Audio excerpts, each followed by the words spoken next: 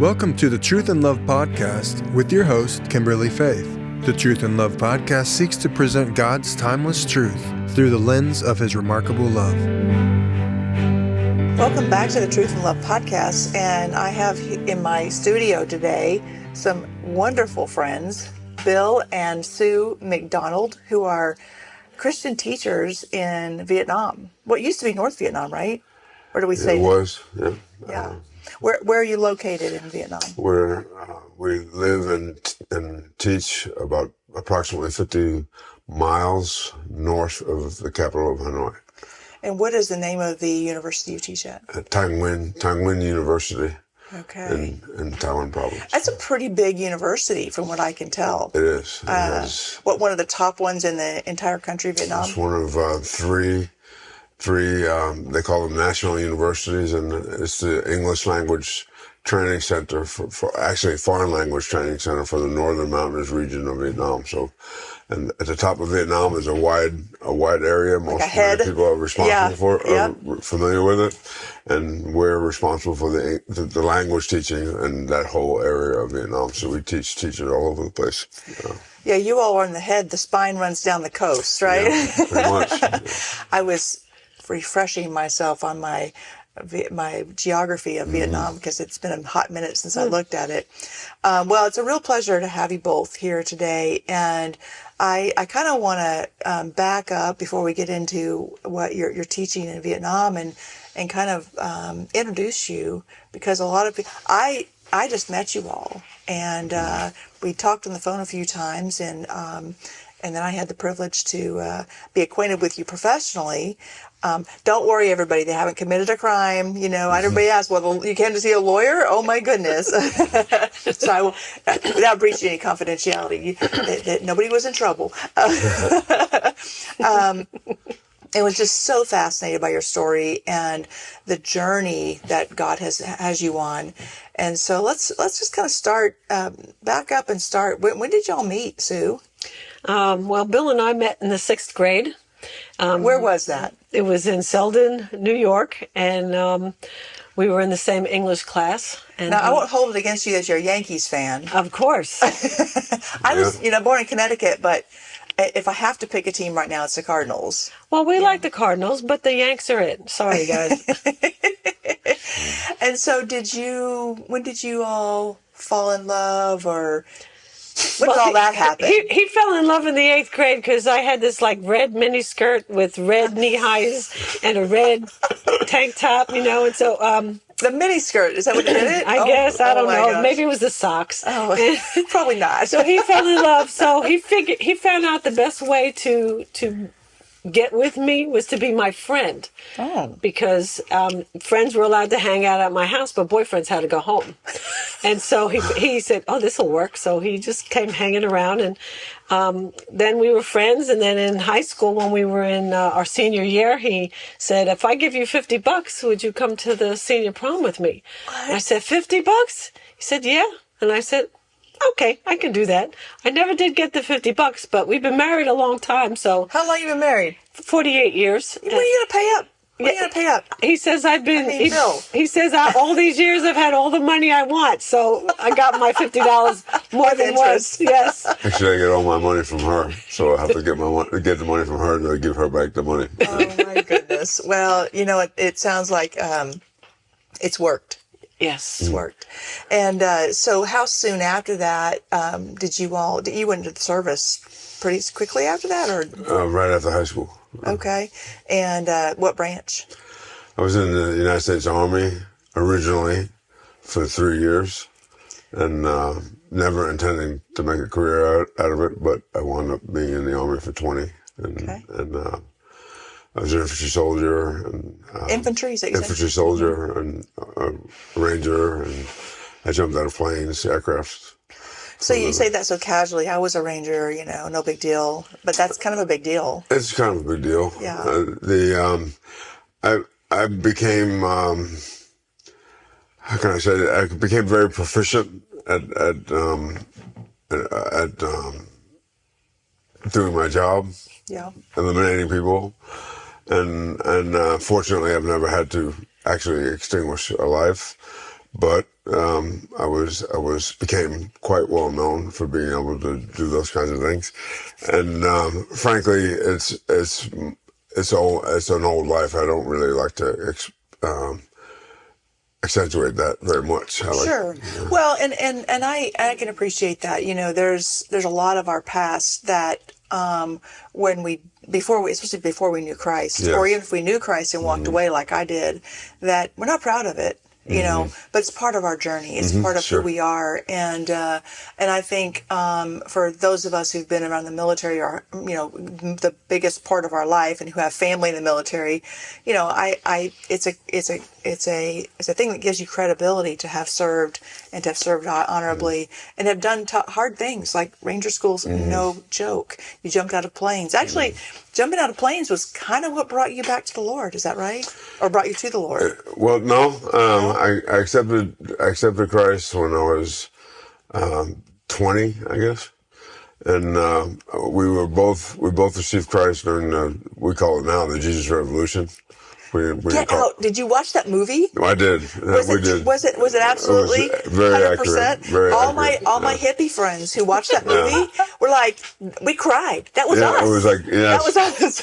We did stuff like pray over cars that wouldn't start and all kinds of things, and it was pretty hysterical.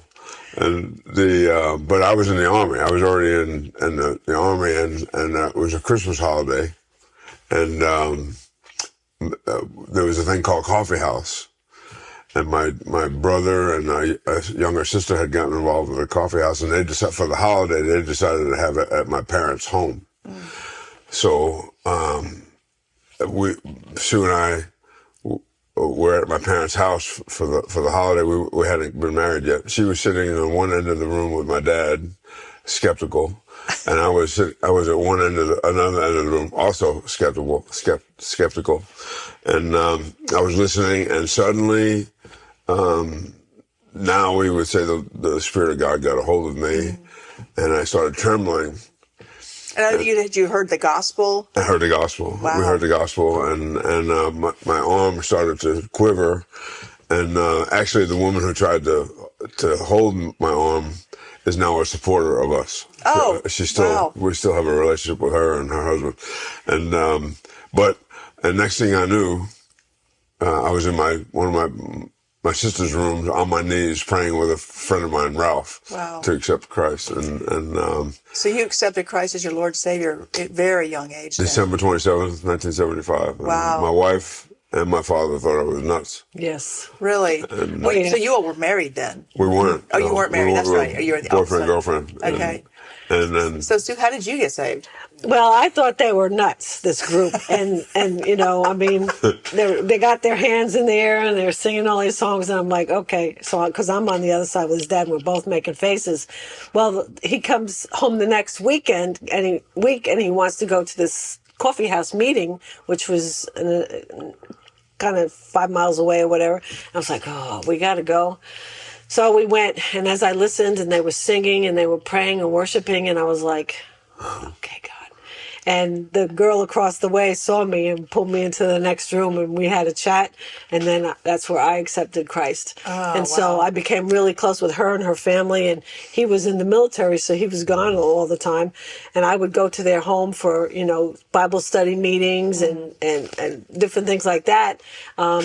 During the week, because we were both raised Catholic, so I would still go to Catholic church, but it was so funny because I would go to the cool mass, and so they would be singing and doing current songs, and they had a folk group and stuff, and I'd be back there with my hands raised in the air, and I'm sure everybody was looking at me, but you were born again. You were I was rejoicing excited. in your salvation. I was excited. So when did y'all get married then? Like how? June 25th, 1977. Okay. And it was great. Yes. And it's been great. Not every single day, right? But for the most part, it's been great, and it still is great. Yes. And so you mentioned, or maybe I mentioned earlier, that you kind of walked away from the Lord for a while. Was it just you, Bill, or? Well, we both did at different times. I was what I would call on again, off again, wishy-washy, whatever. and I thought my ticket was punched. And I had no idea about a relationship with Almighty God, frankly. You say that, and I just want to. A lot of people who believe in who are skeptics of eternal security say that, well, now you can do whatever you want because you've been saved, and Jesus can't lie, and he can't take that away because he says he won't. And they don't understand what you're getting ready to talk about, which is the relationship, which is it'd be kind of like y'all get married and you say, well, we're married, so I can go cheat on my spouse. Now you aren't going to do that if you love each other. Or I won't see him anymore for well, okay, bye. Yeah, bye. Right. I mean, one extreme or the other. It's not what you plan with marriage, and it isn't with the relationship with Christ either. And personally, I had a struggle with the idea of what an infantry soldier does and is trained to do, and the conflict that presented with my faith, and how could I do that, and how can I manage both? And frankly, I used it as an excuse to be a Christian on Sundays, kind of a Christian, so-called.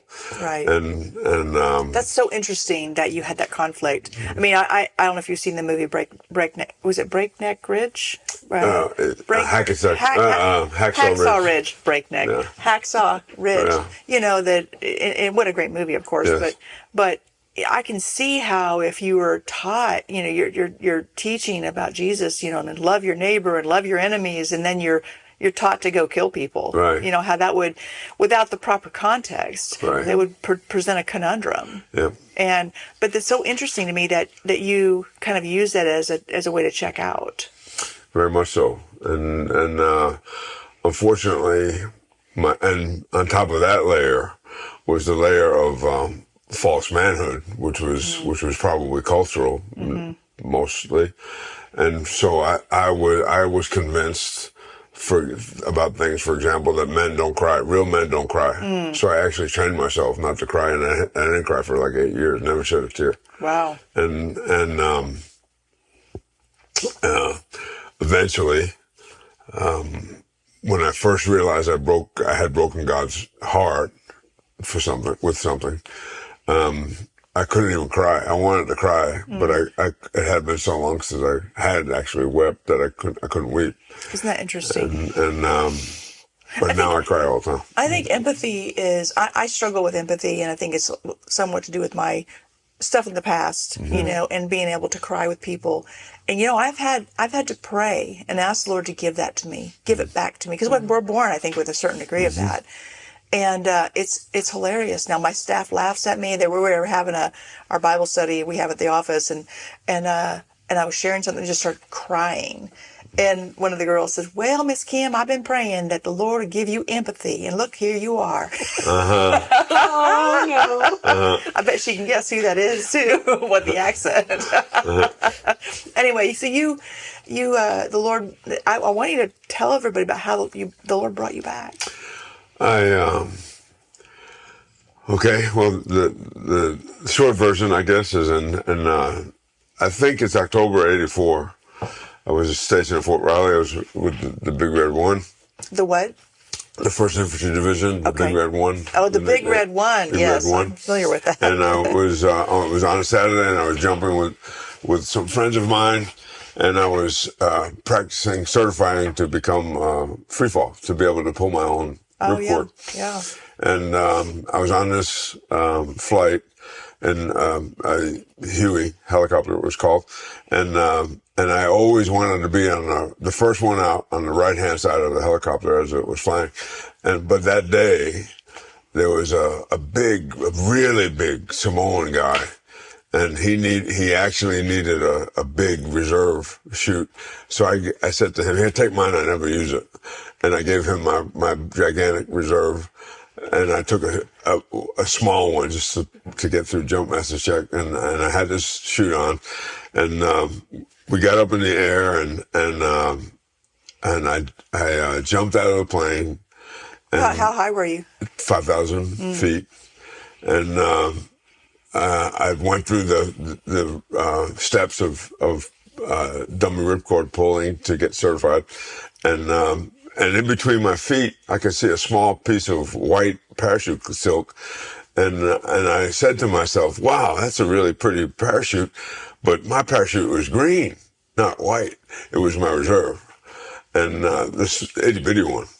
And I couldn't, normally we would cut away the main and fly the reserve, but my reserve was way, way, way too small. And so they got tangled. The chutes got tangled and wrapped around one of my legs, and I was flying through the air, and I was screaming, and I fell 5,000 feet. And I fell 5,000 feet, and not a scratch. I landed, it's a kind of a hysterical story, but I landed in about 6 inches of mud at the base of my neck to about halfway down my spine, in between 3 huge limestone rocks. They were about 8 feet tall each, and I was in the middle of these 3 rocks.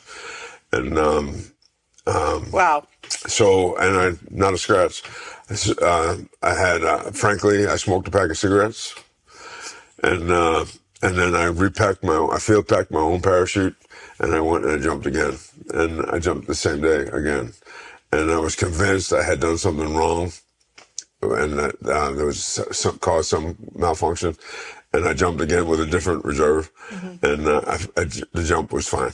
How do you even survive something like that? It was, I mean, the only explanation is the hand of God was on me. Did God get your attention through that? About a week, and about a week I went to church. I bought actually on the way down. I promised God I'll buy a brand new King James Bible if you don't let me die. And so I went and I bought a brand new King James Bible. And but then after about a week or two, maybe, I started drifting off again. And then following August of 1985, August 17th, I don't remember anything. I don't remember the drop zone. I don't remember what stick I was in or anything. I don't remember any details. And but I jumped. A friend of mine who was he was actually the jump master. He said in my logbook, "Great jump, greatest jump he's ever made." And but I woke up 4 days later, and I woke up on the 21st. I was in a coma, I guess, until the 21st of August. What'd they tell you happened? Nobody knew. Nobody knew what happened. I had 3 pop blood vessels in my brain. Oh. I had 9 grand mal seizures on the ground, and while they were medevacing me, I was jumping with a bunch of SF medics or nurses, and so they didn't wait for a medevac. They just threw me onto the aircraft and flew me to the hospital, and they apparently took care of me. And I wound up in a civilian hospital in Topeka, Kansas, but I don't remember any of that. Wow. And we narrowed it down, we think, to September 1st, but that's just a guess, really. And the Lord spoke to me. It's the only time I've ever heard God speak audibly. And what did he say? He said, it sounded almost exactly like this: "Boy, I've allowed this accident, and physically you're going to be okay. But you've been living on. You've been saved for almost 10 years, and you've been living on again and off again, mostly off all that time. You need to decide if you're going to get on or you're going to get off. But if you get off, we won't be having this conversation again." Wow. And so I said, the first words I said was, that I can remember saying the whole incident, was, "Yes, sir." I said, "Yes, sir." And then I said, "Lord, I have no idea how you communicate to me. If you teach me how you communicate to me, I'll follow you 110% the rest of my life." Isn't that interesting? And he's taught me. And I remember when you said that, it's so sweet to hear you say that, because the Bible's so clear. The Lord, he roams the earth. He's looking for the person who desires a relationship with him. And, I always tell my people I'm discipling, I said, look, because they say, how do I hear God? Well, 95% of what he has to say is in the Bible. That's right. But man, if you want to be able to sense his presence, and kind of like y'all been married for a long time, all you got to do is give him a look. He knows exactly what you're thinking, right? And we get that relationship with God when we're drawing close to him in his word So we're responding to his word, and we are responding because we are in his will. We're living in obedience, so we know we're in sync with him. And then we hear that still small voice, or maybe son, a louder voice, right? Maybe you needed to hear that drill sergeant voice. Yeah, it's true. So how did that all end as far as you in the hospital? And I had 2 convalescent leaves, which at the time was unheard of, 60 days. And I took, my priority was how do I get back on jump status? At this point, how long had you been in the Army? I don't know if it was 11 years. something like that. Okay. So I wanted to get back on jump status. Right. And praise God. And but my wife didn't want me jumping anymore. What'd you tell him? Well, I told him that if he wanted to jump again, he needed to take out $2 million worth of life insurance. That he wasn't leaving me alone with 2 little babies. Sorry. Okay, then. That's almost like the voice of God. Yeah. Yeah. It sounded about as serious. And so I decided on what we think is September 1st to live by the Spirit, live in the Spirit of God, and which I didn't really know what I was talking about. So the first day that I was on convalescent leave, I woke up and I said, "Okay, Lord, should I go to the bathroom?" Absolutely, yes, right now. and then I started literally everything. I didn't do anything unless I felt like the Holy Spirit was telling me to do it, and I started to practice. And I started to try to hear what I now would say, and most of us know is the still small voice of God through the written word and in my spirit. And I gradually got to know Him better and better and better, and I'm still getting to know Him more and more and more each day, I like to think. Yeah. I want to pause just a minute and kind of go back to when you were in the hospital, because you told me a story before we started this that I want everybody to hear, because I think it's pretty cool. Did the doctor tell you anything before you were discharged? Oh yeah, the doctor. He called me into the examination room, and to me he was acting a little weird, but he was kind of almost mumbling. He was a little, and he said, "Sergeant McDonald, if anyone ever asks you if you were injured, please tell them that you were." And I said, and I mean, by that time I'm a senior NCO, and he was a captain, and I said, "Come on. What are you, crazy? Of course I'm going to tell him," and something like that. And he said, "No, really." He said, "If except for your word for it, there's no physical evidence anywhere on your body that you've ever had a sprained ankle, let alone 3 pop blood vessels on your brain and 9 grand mal seizures. There's no evidence that you've ever been injured except my medical records." Even though you'd been on convalescent leave for 60 days. That's cool. He said, "Please, if anybody ever asks you, please tell them that you were hurt." I mean, 5,000 feet drop is just a small thing, right? And that was, I didn't even know to say, "Praise the Lord." Yeah. I said, whatever I said. Yeah. But that was amazing. It was incredible. And I knew, we both knew. Sue was outside in the doctor's office, and we both knew that God had healed me. And isn't it interesting how we can be in the midst of a miracle, and it's oftentimes not till way after that we even recognize that was the hand of God, but how precious it is when we finally figure that out. And then you're kind of hooked. You're kind of hooked. Yeah. Whether that's, I always, people ask, well, have you seen miracles? I said, listen, the greatest miracle is not healing. It's not raising from the dead. It's not any of that. It's not moving a mountain. It's when a soul receives Jesus Christ as their Lord and Savior. Because that's the only thing God can't force you to do. He can move a mountain. He can heal your body. He can raise people from the dead. But He can't force you to fall in love with Him and receive Him as Savior. And so when we see those miracles, when somebody comes to Jesus, it's like, man, that is a reason to to rejoice Amen. and rejoice Amen. and rejoice. But these other things are so important too. Like, I think it's kind of a miracle that we're doing this podcast, the way we met, you know. Yeah. So anyway, so let's fast forward to you finished your military career. I did. 20 years. And how did you end up in Vietnam? Well, I needed money. So and the GI Bill is a real good source of money. And so I went to a university, and because I was a Christian, I wanted to go to a Christian university. And I wasn't really interested in taking any actual classes. I just wanted to take basket weaving or whatever I could just to get the money. But it turned out that I had enough previous university college experience that it was more economically feasible for me to take a psychology program because I already had enough credits to begin with. So I took a psychology program, and I ran into back then computers were relatively new, and this is the late 90s, right? And so I was in a chat room talking to a former Marine who was at a battle in Khe Sanh in Vietnam, and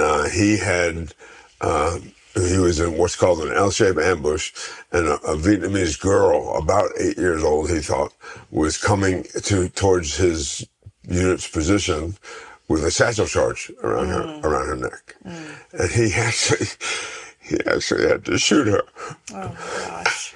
He actually had to shoot her, and he never had any effects from that. He was 60 years old, and it was his 60th birthday, and when he blew out the candles, he somehow had a flashback, and he reacted what we would say today as typical PTSD symptoms. And so I came up with played hearts. We call it a sandbag. It was sandbag symptoms. That's how I referred to it.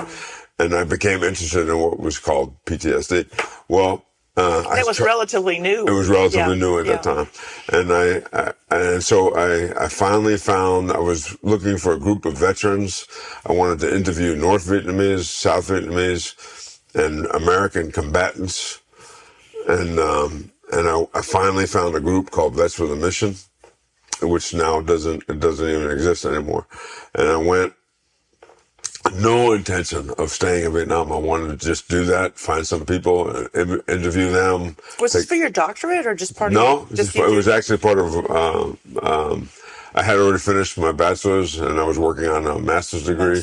And it was mainly I wanted to understand PTSD, and so I went, and the Lord spoke to me, and I was blown away that this particular group took doctors who require a different level of hotel than me, and so we wound up staying at the resort. I was beside myself, and I went outside to this was in Vietnam. In Vietnam. What part of Vietnam? It was in Da Nang. Okay. Near Da Nang. Actually, we started in Saigon, and I went outside. And I said, "Lord bless you" to someone, and everyone on the street turned and looked at me. Ooh. And it was against the law to say the name of the Lord Jesus. Wow. And I was intimidated, and I went back to the hotel room, and I cried out to God. I said, "God, I wouldn't spend this much money to go anywhere. What am I doing here?" And the Lord brought to my mind, I told you that the word of the Lord will not return void in any language, not just English. So I got a Spanish Bible, went back outside, and I read scriptures all afternoon long in Spanish. And in the Vietnamese culture. And the Vietnamese are wondering what the heck I'm doing. But I just count on the word of the Lord not returning to him void. Right. And that was the beginning of my experience in Vietnam, and had no intention of staying, but we moved up to a place called Da Nang, and I was the bodyguard for the clinic. and not making sure people didn't rush to get this free medical care, which was a problem. And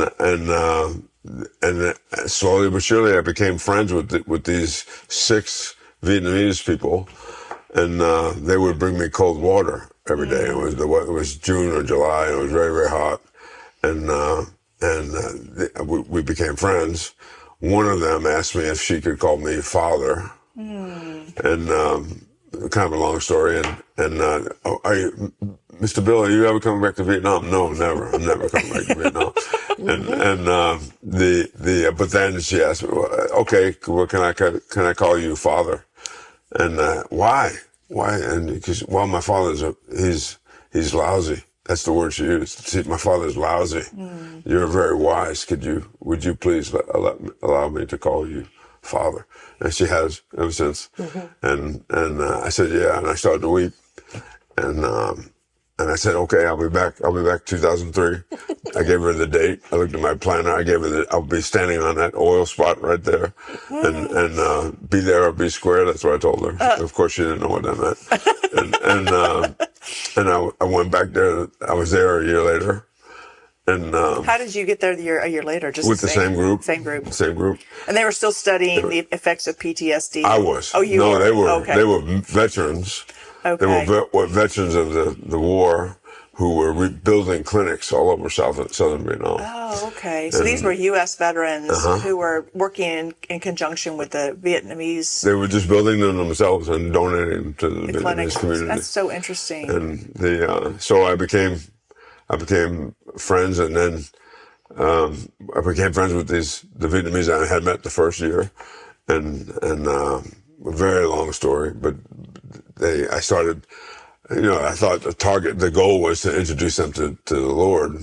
I found out that the best way to do that, which is probably even true here in the United States, but it's definitely true there, that establishing a relationship with people and showing people that you're real. And those 6 people still say to this day, and now it's been 19 years. Well, with them, it's been over 20 years. And they say, you're the only one who's ever come back. You make a really important point, and that is the relationship with people it's our platform for reaching people for Jesus. If people don't know you love them, then how do you have any veracity? How do you have any trustworthiness? This is why we call this podcast Truth and Love. Because if you give truth without love, it's cruel. If you love without truth, that's cruel too. And you've got to do both. And love is service. Love is friendship. Love is time. Love is effort and energy. And what you're describing in inculcating these relationships with 6 strangers, is what Jesus did.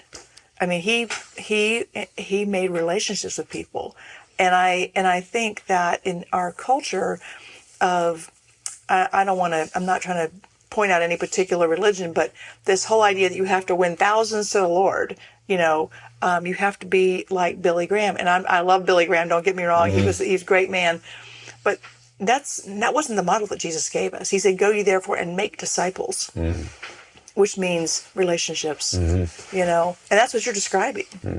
So you guys, what happened next? This is a great story. I was by that time I had become a short-term, a street preacher. Okay. And I would proclaim the gospel in the United States and New Orleans and Louisville, Kentucky, and the Indianapolis 500, up in St. Louis and New York City and different places around the United States, baseball stadiums and everything, and places like that. And here in Waynesville at the Christmas parade and different things. Old Settlers Day. In St. Louis. Old Settlers Day. Old Settlers Day here in Waynesville City Park, and up in St. Louis for the VP Fair and different things, and then I had become a social worker. Oh, and my specialties included women's issues, domestic violence against women, women as a head of household, and I think that was it. I had three specialties, and so I wound up working at a church in Southern Illinois asked Sue and I to come and be house parents for a home for first-time single moms and their one baby. Well, we did that for 3 years, and at the end of the 3 years, it was time for us to leave, and we came back to Missouri, and Sue said, "What are we going to do now?" And which means where are we going to get any money? And I said, go to work, honey. I said, "How about we pray a month and see what the Lord is doing, where He wants us to go?" At the 30th day, she said, "Okay, what do you hear from God?" And I had sensed that we were going to Vietnam, and where I was going to be a university teacher of English. And Sue was going to be what they called at that time a non-teaching spouse, because I had a master's degree, and for 2 years, and Sue did not want to go. What did you think about that, Sue? I did not want to go. I'm like thinking Vietnam, and he just said, we need to be praying about this. And I can remember sitting in the chair in front of the fireplace is where I always used to have my Bible on my lap and pray and stuff, and I would pray and pray, and I would be saying, Lord, I really don't want to go. And so this one particular day I was doing the same thing again. God, I do not want to go to Vietnam. I mean, come on, you know how far away that is? And it's hot and yucky. I said, I don't want to go there. Clear as a bell, he said, you can go. And I said, but God, I don't want to go. And he said, I know you don't, but it's okay. You can go. I said, but, and then I sat for a minute and listened, and he said, it's okay. You can go. And I'm telling you, it's going to be okay. And I was like, okay, Lord. And so when he came home, I said, okay, we can go. And how soon after that did you go? Oh, was it like a year? No, less time than that. Less 6 than months. 6 months. Less than 6 months. And so that we were there for the first 2 years, and okay. And I was like, no, we got to do this longer. I mean, we just starting to get to know students and the teachers and the food and the city and stuff like that. No, we can do a couple more years. Okay, now, where make it were 4 you years. at this time? We were in Taiwan, the Okay, city, the where same you're at. city where we're at now. I heard they have good tea up there. Oh, they do. do. Very It's good. very, very famous. Yeah. And so here next you thing are. you know, it's 4 years, and then 8 years, and now it's going on 20. And as a part of that, Bill mentioned earlier that he had these degrees to teach English, and is that kind of the way you guys have developed relationships, so that if these people that you're teaching, I guess you have them in your home, and you treat them like family. Well, first of all, we know all our neighborhood because we've been living there so long. So we've watched the children all grow up and that kind of thing. And so we know everybody. But the students, we have a thing called library night. And so we have a library with all kinds of books, easy reading books. And so the students can come and they can check books out. They can eat snacks because I buy a bunch of snacks. They can sit around the table and chit chat. So it's like 2 hours long once a week, so they can chit chat and work on their English and ask questions if they want, or just, talk. So most of the time they're asking him English questions, but they're chit chatting with me. So it improves their English a lot.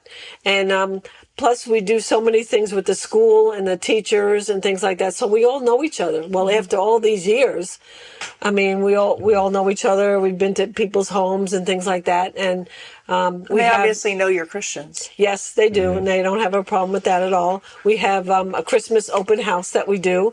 I make a gazillion sugar cookies that the students will come and they will paint.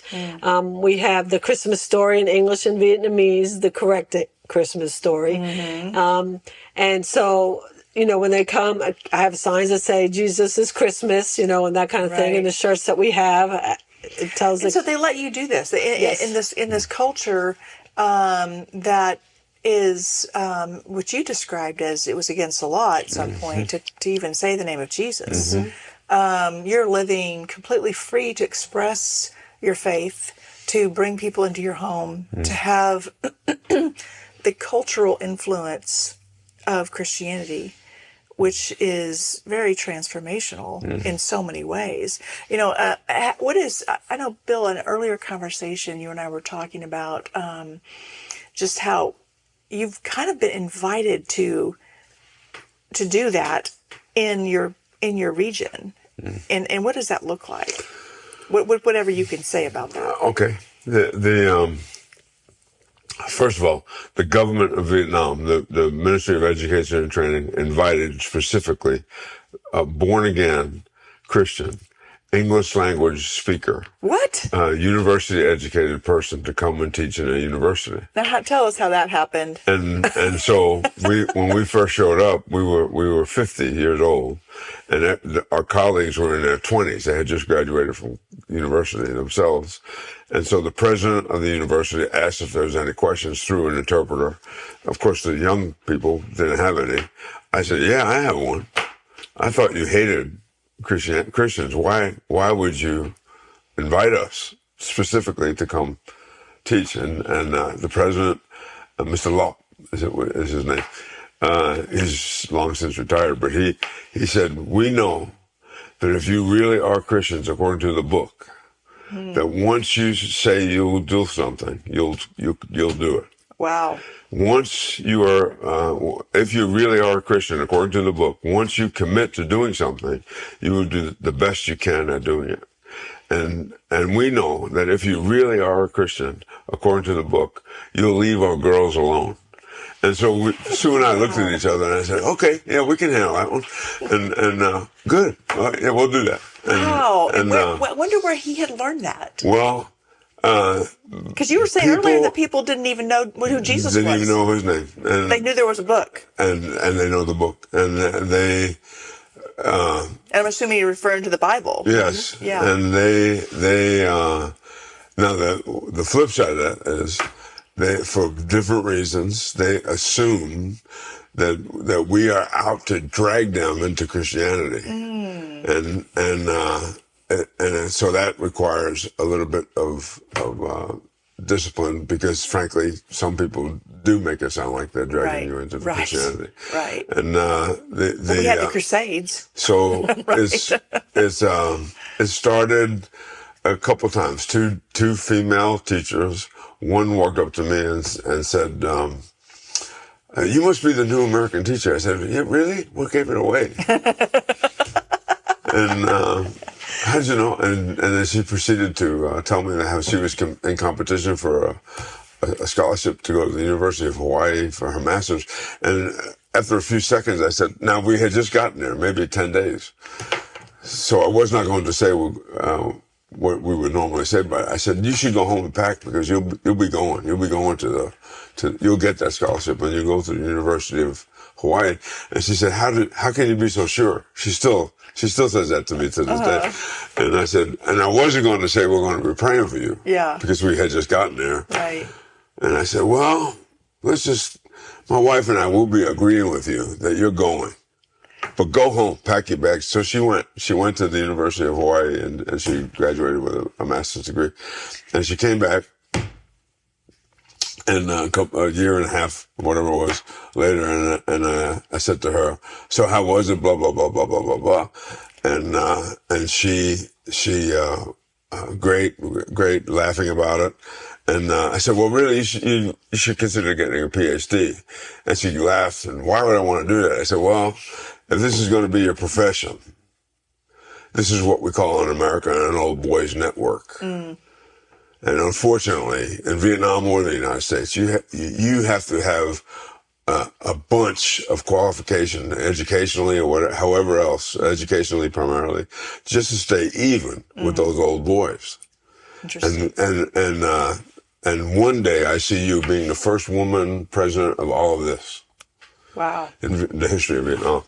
Well, she got a PhD. It was 2008, I think I told that. Maybe, early 2008. And she got a PhD.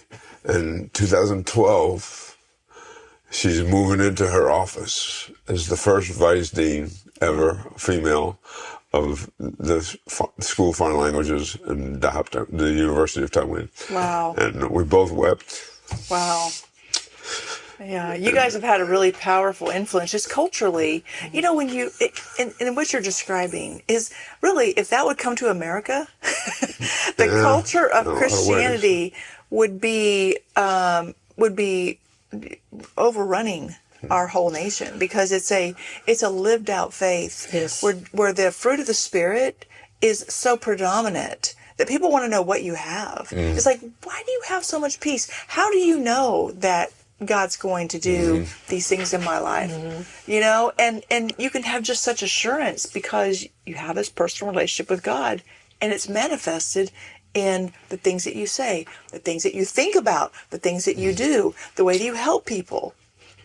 People watch to see if you're consistent in the way that you act and the things that you say. Right. We don't use bad language or any of that, and they listen because they watch all the U.S. films and everybody cusses like sailors, and they see that we don't do that kind of thing. Yeah. They see that we hold hands all the time whenever we go anywhere. We're always holding hands. When we first came, we were holding hands, and the organization that we went with had rules against PDFs, but they were for the college graduates. But I said, but had been married for a few years, and I said, we're holding hands, and so we were walking around holding hands, and a couple of students, 3 or 4 students, came up to us and said, "Teacher, why do you and your wife hold hands all the time, and why do we always hear you say I love you to each other? Why?" And that gave me an opportunity to talk about the parachute accident and how God had gotten my undivided attention. And so now people in our community, our age, and the girl said, we have never seen people your age holding hands. and now people of all ages in our community hold hands and are walking around. That's so powerful. I mean, it really is powerful. That small little thing that you do that reflects the love of Christ is permeating your community. And I want to go back to something you said earlier, if that's okay. The man who said he wanted a born-again English teacher, has that been something that cultural enlightenment? I would call it cultural enlightenment from somebody who doesn't even really know the Christian culture. Has that been expanded in what you're doing? Tremendously. In 2 specific instances that I can think of. One was I was assigned because I'm the longest tenured teacher. Vietnamese are American. Oh, wow. In the School of Foreign Languages. and so if they need somebody to represent the international community, they usually call me. So one time, Sue was back in the United States for something. And I had to take 7 or 8 foreign teachers from different places around the world, a couple from the United States, to a thing called the People's Committee headquarters, the Communist Party's People's Committee in our province. And it was a Lunar New Year celebration. And we went and because I was the most experienced, and we went there, and this man would not let me sit with these teachers. And it turns out the president of the province, probably the equivalent of a governor, wanted to meet me, and he wanted to have supper with me. So I went.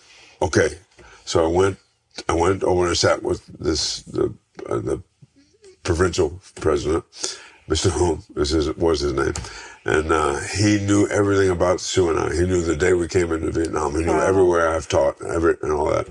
And I was wearing a jacket with all the names of places in Vietnam I've been, and he asked me in Vietnamese, you've been to this and that? And I would answer him in Vietnamese, and he thought my Vietnamese was great, which it's not. and all of a sudden he said, "Mr. Bill, can you explain to me, righteousness exalts a nation?" Oh my gosh. And I thought he was trying to set me up. I thought he was going to get me arrested. And I looked over my shoulder expecting secret police behind me or something. Nobody there. So I responded, and I told him, I said, "Well, Mr. Hoon, you and I both love Vietnam. we both want Vietnam to have a bigger part of the global community. He said the only way that's going to happen is if there's zero corruption, zero bribery, that everyone does their jobs very, very, very well, and we produce good things. For example, in the School of Foreign Languages, I want my students, when they go to a job interview or they take a proficiency test, I want the people conducting those things to say, wow, we've never heard Vietnamese people speaking English like that. And he started to weep. Oh. He started to weep. And he promised me all kinds of stuff which he can never do. But he just sensed the total love you had for his people and his country.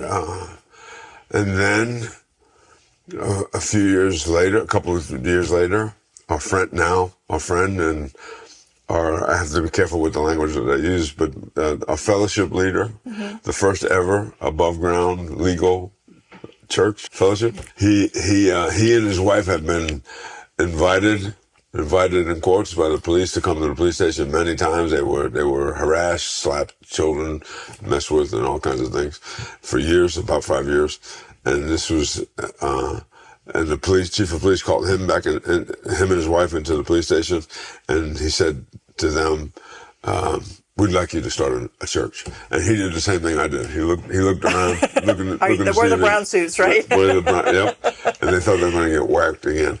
And the chief of police said, no, we've been watching Christians in Taiwan, and they obey the law. They work hard. They take care of their families. They're good Vietnamese people. Would you please start a church? So he did. Wow.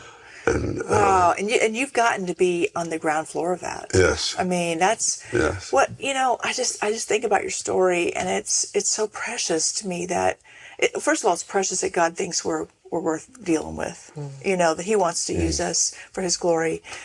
But the fact that, you've had a traumatic pivot 2 times out of a plane with the parachute, malfunction or whatever happened. But God knew that you and Sue were going to have this amazing ministry. And all you had to do was surrender. All you had to do was surrender and keep surrendering, right? I love what you said when you first started listening to God. Is it time to go to the bathroom? All right, let's go. And I'll tell you from my own experience, I mentioned to you I'd been sick about a month ago, and I don't ever just get a little bit sick. I get really sick. And for the last, week, I get up and I'm just like, I got all this stuff to do, Lord. I got nothing. I need you to help me. I got nothing. And the day I got up and I was feeling a little better. Well, I didn't say that. I wasn't, okay, Lord, I got nothing. You got to help me. I was like, I have some energy. I'm going to take charge. Not 30 minutes later, I'm having my quiet time. Lord is saying, so what changed? What changed? You don't need me anymore? And it was like, wow, I was really convicted. Like, you know what, Lord, you're right. I need to get every day, every minute of the day, every hour of the day, say, Lord, I got nothing. You guide, you lead, and that's what you've done. That's so tremendous. And to go, to Vietnam, that's the other side of the world. Exactly. Could you, actually, I was arguing with God when we were getting ready to do this. The podcast? No, the podcast. When we were getting ready to go to Vietnam, I was arguing with God. I didn't want to go to Vietnam. We wanted to go to Honduras. The way we used to say, we want to be in Honduras drinking non-alcoholic pina coladas on a beach someplace, speaking the 4 spiritual laws in Spanish or something. And I was arguing with God out in the woods. We live on Z Highway, and I was screaming, God, I don't want to go to Vietnam. I want to go to Honduras, blah, blah, blah, blah, blah, blah, blah. And I have a friend of mine, he took me to Honduras my first time, 1995, and he had a vision while we were there. And it was the rock of Christ dropping on Honduras, and the rings of the water representing the gospel traveling to the rest of the world from Honduras. I was in the woods screaming to God one day, and all of a sudden I had this picture in my head. I have it on my computer. I don't have it here with me, but I have it on my computer of a map, the map of the world, and it shows Honduras and Vietnam are on the same latitude line. and the rings touched Vietnam. One of the rings from Honduras touched Vietnam. I said, okay, I'm going. We're going. We'll go. Yeah. And that's when I approached. I told Sue asked me what we were doing. That's when I told her, and nope, I'm not going. And then God. And then God got her turned around the right direction would too. you mind? Yes. Now it's not like this is not just me. Would you mind talking about me? Oh, Nhi from library now? Yeah, it's great. Oh, we have a student. Her name is Nhi. And she's adorable, and she's, just one of a million students. Freshman. Yeah. But what I found out from sitting and talking with her a little bit was that, because I always hug a lot of times, and I found out that her mother has never, ever hugged her. Oh. Never hugged her. And when I found that out, made us both cry. And I just wrapped my arms around her. And now every time she comes to the library, or anytime I see her, I'm hugging, because she never gets any hugs at home. That's a heartbreaker. Your mother doesn't hug you at all? Yeah. Maybe her mother wasn't hugged. Maybe, yeah, and she doesn't even know that it's important. Yeah. But I know I hug her, and it just does the world for her. Something Something silly, like a hug. It's So simple. The Lord just has such a multifaceted ministry for us if we'll just pay attention. And you think about her mother, her mother's mother. It's so easy to judge people who have failed abysmally, including ourselves. But it goes back to Adam. Are we gonna judge, or are we gonna let God be the judge and we be the hands and feet of Jesus? And what a blessing that because those this is, I'll tell you this, in my experience with dealing with people, one of the best ways that people, they know that you care about them, and opens doors when you feed them, you hug them, you take them on a hike with you, you have them over for Thanksgiving, you invite them into your family circle, your inner ring, and then they can see, wow, this person really does care about me. And more than anything, the question I get is, why do you care about me? Why do you care about me? And I can always say, I don't. Jesus does. And it's only him and me that cares about you. And it's such a great segue into the gospel. So, all right. Well, you guys, I don't want to shut you down at all. We're getting up on close to an hour. I know y'all have to go. But is there anything else you'd like to share about what you're doing in Vietnam as a teacher and as a visitor? We see. We're trying to encourage a couple of things. We see what's happening, and we weren't actually at the resurrection, obviously, but we see what's happening in Vietnam as it's like having a front row seat. Can you imagine if you were eating breakfast, sitting opposite of the tomb? And you're sitting there eating a sardine or whatever you're eating, and all of a sudden this rock starts to move. And you're sitting there looking, and out comes this man called Jesus Christ, and he's alive. How do you think you would react? What we see happening is like at one place in a southern city in Vietnam, 23,000 people came forward and received the promise of Jesus Christ. Wow. People were singing praise and worship choruses that we all know in English and in Vietnamese, and we're in the middle of this field weeping because the same ground. American and Vietnamese people were shooting each other 50 years ago. Right. And here are 23,000 people worshiping the Lord. Police are there. Wow. And we are seeing this with our own eyes, and we're crying. We're out of control crying because we're rejoicing in the Lord. Who we talk about the Great Commission, and wanting to fulfill the Great Commission, which frankly for most of us means let somebody else do it. And here we have an opportunity to see this manifesting right in front of our eyes, not on a screen,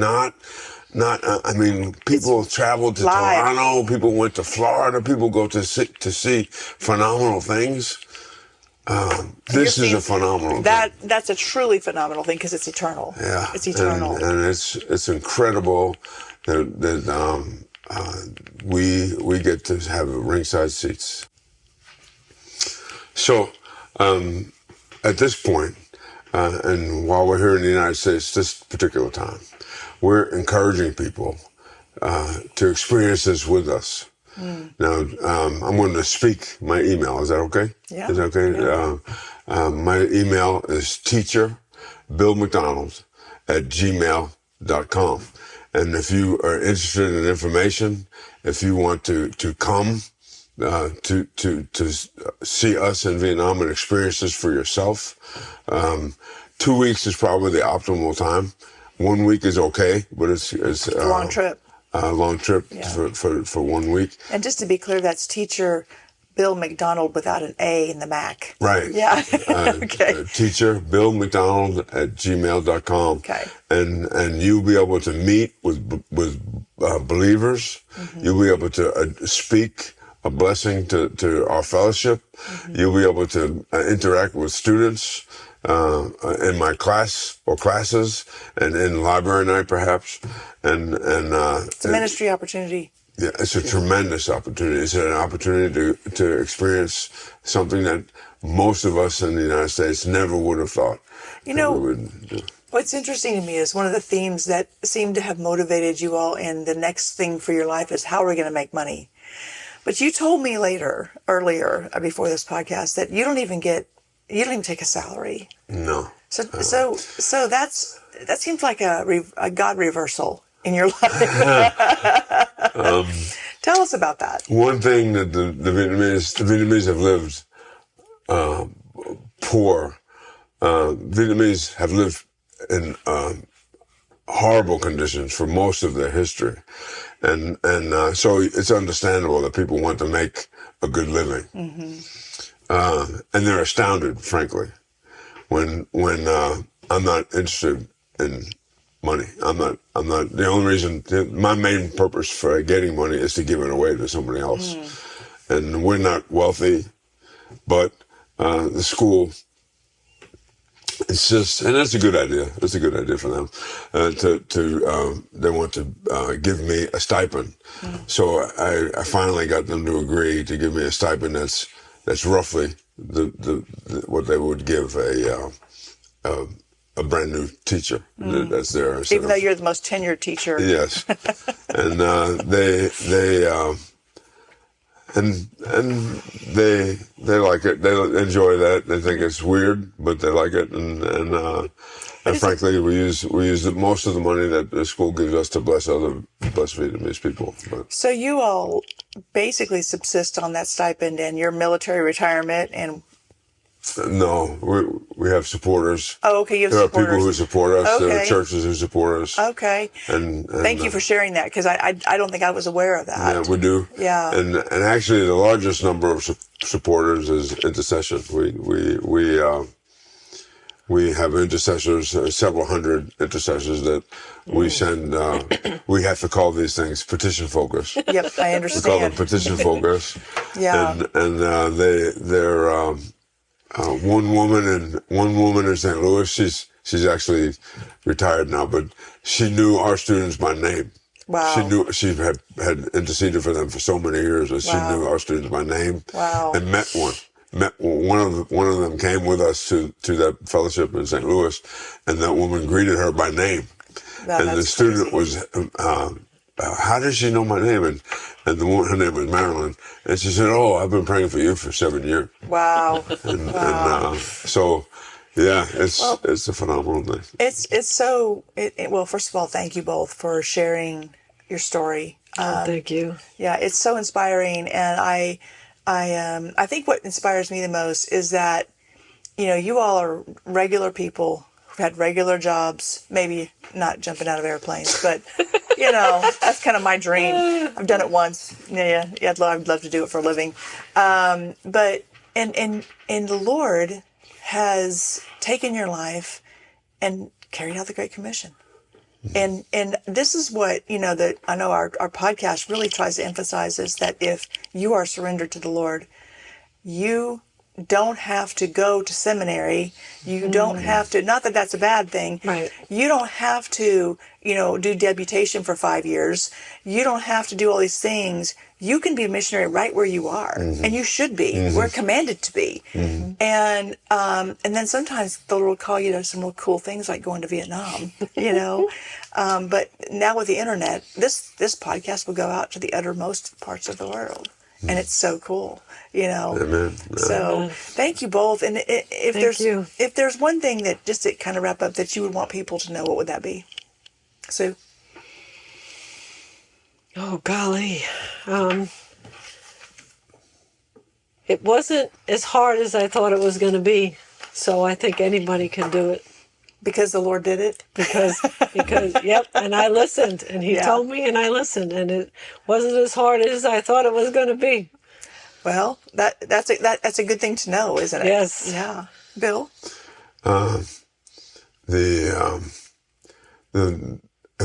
There's millions more than just one thing, but if the one thing that comes to my mind is why was I ever so reluctant to yield to the Spirit of God? And I thank God, even though it took basically 2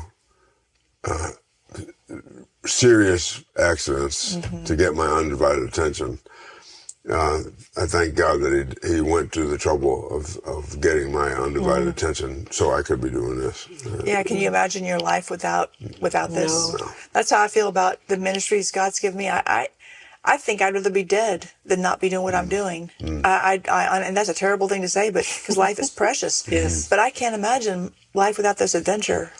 It's such an adventure. And your story reminds me of of what the Bible talks about. Little is much when the Lord is in it. That's right. And I think about that. We're so blessed to be able to glorify God. Yes. There's no better life.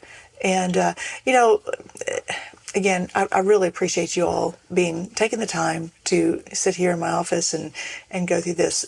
Just tell your story. And I want to encourage anyone who's listening, if you have never received Jesus Christ as your Lord and Savior, today is a day of salvation. Amen. Jesus died to set you free from the bondage of sin, from the terror of hell, from whatever hell you're going through right now. And you can be free. Jesus paid the price because we couldn't, because we can't, because we're incapable. We have the opportunity for our soul and our spirit to live in eternity in the presence of God by receiving the gift of salvation. And if you have not done that, and if you want to know more about that, go to our website, gofaithstrong.com, and there's a whole section on the plan of salvation. Reach out to us. We're happy to pray with you. We're happy to lead you to that decision. So again, Bill and Sue, thank you so much for joining us, and everyone, have a great week. Are you looking for a place to recharge your faith, refocus your mind, and reignite your passion for Christ? Head over to gofaithstrong.com, your one-stop hub for powerful devotionals, life-giving podcasts, uplifting worship music, and real stories from real people walking their faith out just like you. We know life gets busy and it's easy to feel spiritually drained. That's why everything we create at Go Faith Strong is designed to be clear, Christ-centered, and easy to plug into, whether you have got just 5 minutes or you have a whole hour. From Bible-based blog posts to worship music, it's all there to help you stay connected to truth throughout your week. So take a moment today, visit us at gofaithstrong.com and dive into the resources that were made just for you. Because faith isn't meant to be passive, it's meant to be lived. And we're here to help you live it strong. Again, that is gofaithstrong.com. And don't forget, hit that like, follow, and share button for the podcast. Hallelujah, He rescued